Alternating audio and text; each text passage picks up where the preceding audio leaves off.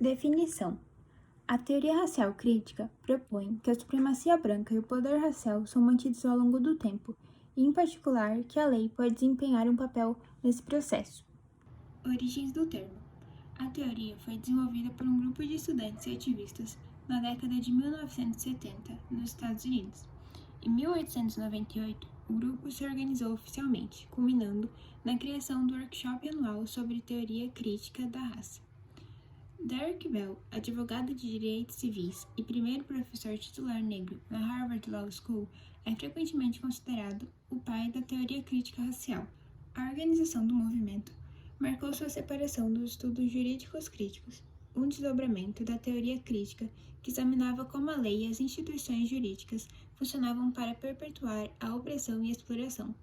A teoria racial crítica avançou no entendimento teórico do direito e da política, avançando também para muitos outros campos, como estudo de gênero, educação e sociologia americana.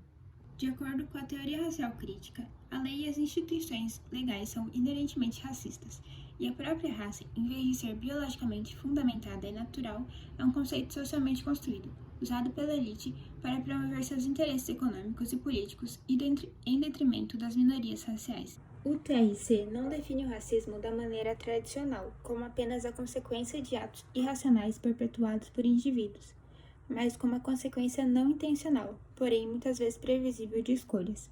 Ela expõe as maneiras pelas quais o racismo é frequentemente disfarçado em terminologias relacionadas a valores convencionais, normais e tradicionais, ou políticas e princípios e práticas neutras.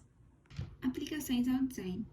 Ao ignorar as relações étnico-raciais no processo de design e construção de dispositivos de comunicação digital, a indústria tech deixou uma abertura para nacionalistas brancos e eles estão sempre procurando oportunidades para empurrar sua ideologia. Atualmente, com o avanço digital mais forte do que nunca, a experiência do usuário em apps, sites e dispositivos tecnológicos é uma questão em alta. As tecnologias estão sempre inseridas em nossa sociedade, e os algoritmos e softwares são programados por ela. Desse modo, os softwares tendem a espalhar vieses e tendências de quem o programa, podendo aumentá-los em escalas grandiosas. Em uma sociedade racista, os sistemas, softwares e plataformas também serão. Exemplos.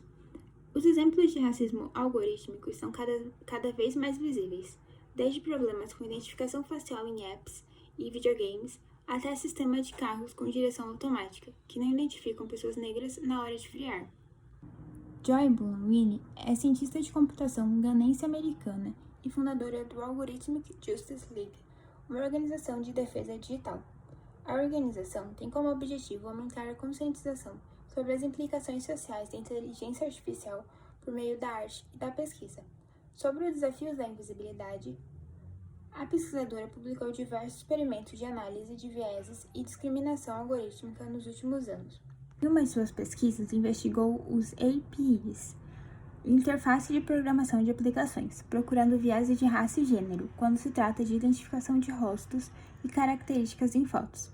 Essas tecnologias são utilizadas por grandes corporações como IBM e Microsoft, por isso devem ser críticas nas suas mensurações.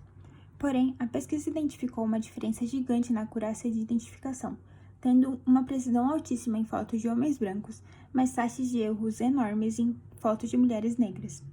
A partir da pesquisa, o site gendershades.org foi disponibilizado, com dados, análises e vídeos dos resultados.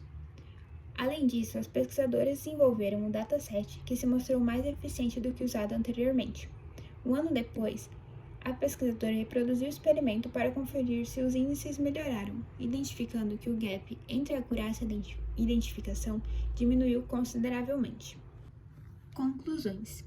Atualmente, dentro das grandes empresas de tecnologia, não há diversidade. As tecnologias são produzidas por pessoas brancas e para pessoas brancas. Entre as principais empresas do Vale do Silício, por exemplo, a mediana de profissionais negros é de apenas 2,5%.